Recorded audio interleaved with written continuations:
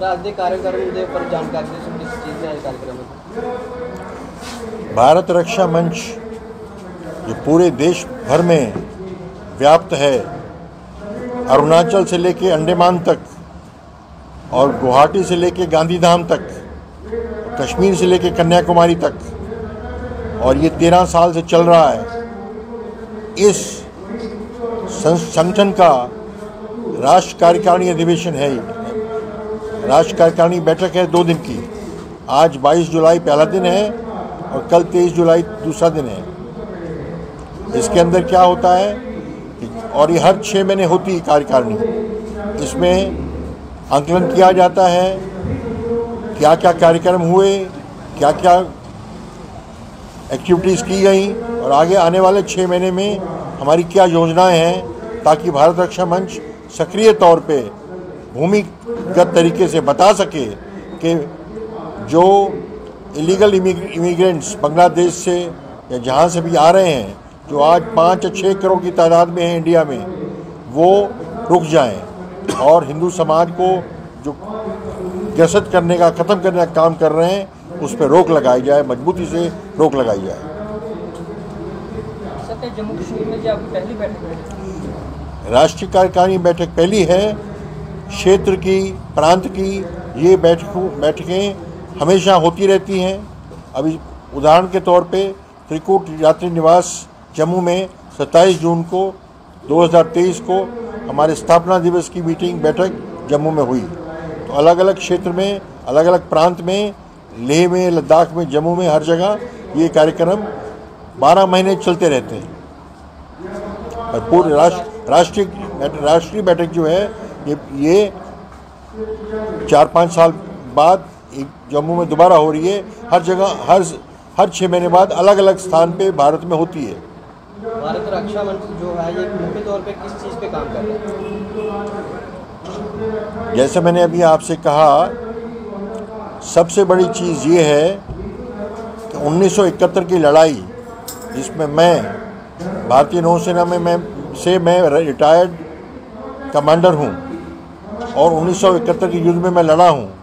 अभी मैं भारत रक्षा मंच का कार्यकारी अध्यक्ष हूँ। तो मैंने आपसे कहा 5 या 6 करोड़ बांग्लादेशी घुसपैठिए इलीगली, गैर कानूनन हमारे पूरे भारत में बसे हुए हैं और ये धीरे धीरे घुन की तरह हमको खा रहे हैं, हमारी नौकरियां ख़त्म कर रहे हैं, हमारे शहरों तबाह कर रहे हैं और ये धीरे धीरे स्लीपर सेल की तरह जब विस्फोटक होगा, ये उठेंगे तो हम समाज को गिराने का काम, ग़ज़वा-ए हिंद को अंजाम देने का काम करने के लिए काम आएंगे। और जब वोटिंग होगी तो वोटिंग में तो 6 करोड़ तो इनका योगदान है। तो ये हर जगह कई ज़िले ऐसे बन गए भारत में जहाँ मुस्लिम माहौल बन गए हैं, हिंदू माइनॉरिटी में आ गए हैं, तो ये उस चीज़ को बढ़ा रहे हैं। तो भारत रक्षा मंच इसके सख्त खिलाफ है और रोक रहा है। सरकार से कह रहा है आप NRC जल्दी लागू करें, CA जल्दी लागू करें, नेशनल सेंसस जल्दी कराएं, नेशनल पॉपुलेशन रजिस्टर जल्दी बनाएं, ताकि चिन्हित हो सकें कौन ये इलीगल लोग भारत के अंदर घुसपैठिए बैठे हुए हैं और ये वापस भगाए जाएं। हाँ, आए, काम करने आए, गरीब हैं, वर्क परमिट से लेके आए।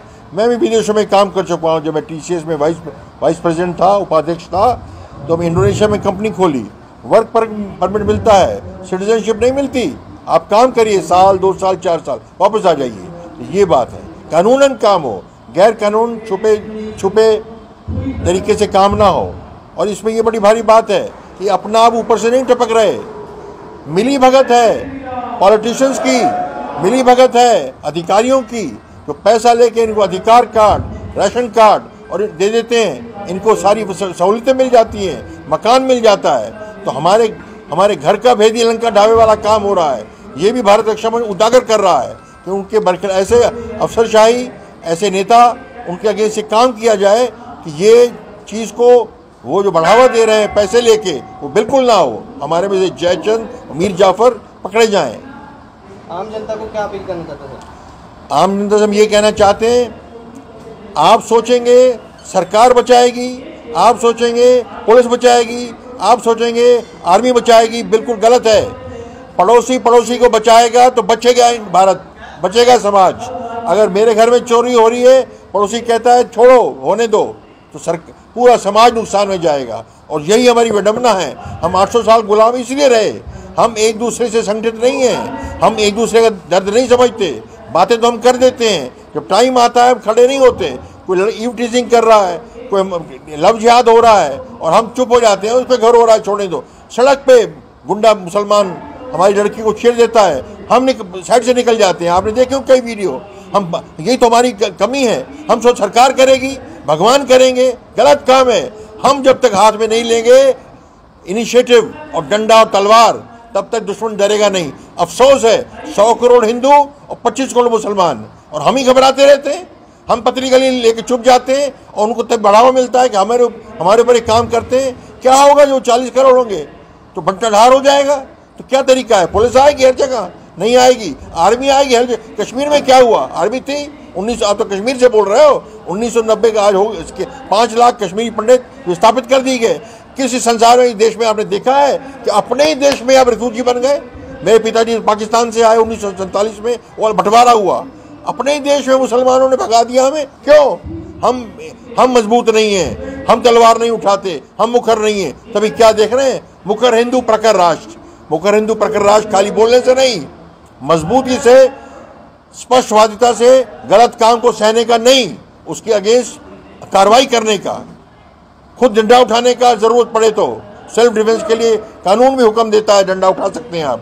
डंडा खुद उठाएं, मजबूत बने, अलर्ट बने और सरकार को बताएं, कलेक्टर को बताएं। है मेरे को काम कराना है, बांग्लादेशी रोहिंग्या बसा दिए जम्मू में। आपकी नदियों किनारे पे रोहिंग्या बसाए हुए हैं और हम चुपचाप से कुड़ते जा रहे हैं। सरकार कहाँ आएगी? सरकार भी तो हम जैसे आप जैसे हैं, ऐसा ही रंग है, ऐसा ही मुंह है। वो भी पैसा लेकर तनख्वाह पा रहे हैं, चुप हो जाते हैं। ये मत सोचो को बचाएगा भगवान। हमने हर समाज के एक आदमी का कर्तव्य है ये कि वो इस चीज़ में अलर्ट रहे और मजबूती से काम ले, तभी ये रुकेगा। नहीं तो ये रुकेगा नहीं। सरकार पे ना निर्भर रहे, माई बाप ना समझे, माई बाप संभालेगा हमें, हमने संभालना है खुद को। ये भारत रक्षा मंच चाहता है। समाज उग्र बने, समाज संगठित हो, समाज अनुशासित हो। ये भारत रक्षा मंच चाहता है, सभी को समाज में जोड़े। ठीक है सर, धन्यवाद। धन्यवाद।